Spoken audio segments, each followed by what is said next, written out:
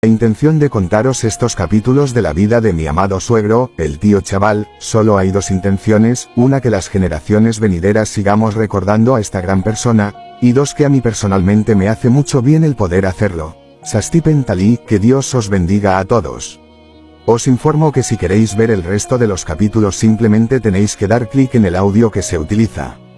Capítulo: Riocamba. Cuando señor, cuando pastor, se hicieron cestos, plantamos pinos, hicimos adobes y trillamos trigo. Esto transcurría alrededor del año 1943, estando en Fresno de la Vega, un pueblecito cercano a Guardo. A mi padre le ofrecieron un contrato en una plantación forestal. Mi padre lo vio bien y nos fuimos con mi padre y mi madre. Todos los jóvenes, los casados, se quedaron en Guardo. El contrato constaba de que mi padre tenía que hacer unos grandísimos cestos, oficio que mi padre, entre otras cosas, era un maestro. Para hacerlos se les pagaban la unidad a 40 pesetas. Pero cuando se enteró el ingeniero de que hacía 3 cestos diarios, le dijo que no hiciera más de uno al día, porque si hacía los 3, ganaba más sueldo que él. Y mi padre tuvo que aceptar, porque aún así, en aquellos tiempos, salía por un buen jornal. En cuanto a nosotros también trabajábamos, a José, que tenía por aquella época unos 12 años, le pagaban a peseta cada poza que hacía. Las pozas tenían 50 centímetros de largo, por 30 de ancho, y 50 de hondas. Nos pagaban 10 pesetas diarias y el plantar pinos consistía en ir haciendo pozas para colocar las plantas. Estas pozas se hacían a pico y a pala y se venía haciendo diarias de 20 a 25, y mi hermano Paco y yo, trabajábamos plantando pinos con una estaca de madera, muy similar al mango de una pala, pero en la parte de abajo llevaba un pincho de hierro, con el que se hacía el agujero en la tierra, y un poco por arriba de la funda de hierro sobresalía un taco de madera. Este taco era para cuando la tierra estaba dura, ponías el pie sobre el taco, y con la fuerza ejercida por el pie, el chozo entraba en la tierra. Los pinos los transportábamos en unas cestas ovaladas. Esta cesta se llenaba de pequeños pinos, y cuando se te acababan las volvíamos a llenar y así estabas las 8 horas del día pinchando en la tierra, plantando el pino, agachándote y levantándote, todo el día. Este sacrificio, si se quiere llamar así, desde el punto de vista y comparado a estos tiempos, posiblemente, se ven como algo anormal, pero por aquellos años en la casa que entrase, mensualmente, 2.500 pesetas, era mucho dinero, y con lo de mi padre y lo nuestro, era lo que entraba. Y esto quiero resaltarlo, porque para mí, fue una gran enseñanza, por parte de nuestro padre, para nosotros.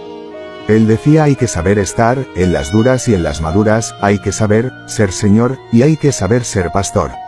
En Riocamba, que así se llamaba aquella plantación forestal, nos cayó una gran nevada, y por esta razón nos quedamos sin alimentos, y mi padre tuvo que decidirse, junto con mi hermano José, a marchar a buscar alimentos a los pueblos de Calaveras y Canalejas, que había una distancia de 7 u 8 kilómetros, aproximadamente. Por los montes en aquella época era muy peligroso porque por allí había muchos lobos, y con nieve y hambre, estos atacan, y por allí había muchas manadas de lobos, pero como a nosotros también nos atacaba el hambre, no quedó más remedio que exponerse al peligro que fuese, con tal de traer alimento para alimentar a la familia. Se levantaron de madrugada, y emprendieron la marcha. Aquella marcha no era fácil, una por miedo a los lobos, y otra por la posibilidad de perderse, por causa de la nieve. Los senderos que comunicaban, desde Riocamba hasta estos pueblos, estaban cubiertos por la nieve, y atravesar los montes con todo el paisaje cubierto por más de medio metro de nieve, y sin camino marcado, es fácil desorientarse, y perderse. Ellos se fueron, y nosotros junto con nuestra madre, nos quedamos intranquilos, y muy preocupados, debido a las circunstancias. La verdad es que nos quedamos con mucho miedo, de que les ocurriese lo peor, pero el miedo de verdad, nos empezó a entrar, cuando llegó la noche, y ellos no regresaron. Aquella noche la pasamos en vela, mi madre llorando, y nosotros todos afligidos con ella. Al llegar el alba, mi madre salió a buscar ayuda, para ir a buscarlos. Fue a donde Cipriano, y mandó a su hijo Ángel, y en compañía de otro obrero del vivero, salió mi madre con ellos, a buscarles, y Dios les ayudó a buscarles, porque al poco de salir se encontraron con ellos, que ya regresaban, bien cargados de diversos alimentos. El motivo de no haber regresado, en el mismo día, fue que se les hizo tarde, porque tarde, llegaron a los pueblos, por la dificultad de la nieve, que no les dejaba apenas caminar, y al no verse el sendero tenían que ir con mucho cuidado, para no perderse o desorientarse. Y cuando llegaron al pueblo y por las casas compraron lo que buenamente los vecinos pudieron proporcionarles, cuando quisieron darse cuenta, se les echó la noche encima, y los vecinos del pueblo les aconsejaron que no regresaran de noche porque era muy peligroso, una por los lobos y otra porque se perderían. O sea que los vecinos les ayudaron bien. Así que al llegar el alba del siguiente día, se levantaron frescos y emprendieron la marcha de regreso para Riocamba, bien cargados de alimentos, y cuando estos regresaban se encontraron con los que iban a buscarles. Al verles la alegría fue inmensa. Y después ya en casa, celebramos aquel regreso, con aquel buen pan, de aquellas hogazas, y todos los alimentos que habían traído. Recuerdo otra vez que mis padres marcharon a ver a mis hermanos a Guardo, y estando ellos en Guardo, nevó mucho, y tuvieron que quedarse hasta que se pudiese caminar para regresar a Riocamba. Pero mi hermano Paco, al ver que no venían, me dijo, vamos a ver si los encontramos de cara. Porque seguro que ya están al llegar. Y yo le obedecí, y empezamos a andar, y nos presentamos en Guardo. Llegamos ya de noche, y extenuados, porque de Riocamba a Guardo había 18 kilómetros. Después de Riocamba, la familia nos fuimos para Congosto de la Valdavia. Allí nos dedicamos a hacer adobes, de paja y de barro, por cada millar que se hacían, nos pagaban 250 pesetas, por 1000 adobes 50 duros, 4000 adobes, 1000 pesetas. Había que trabajar fuertemente, era un trabajo de negreros.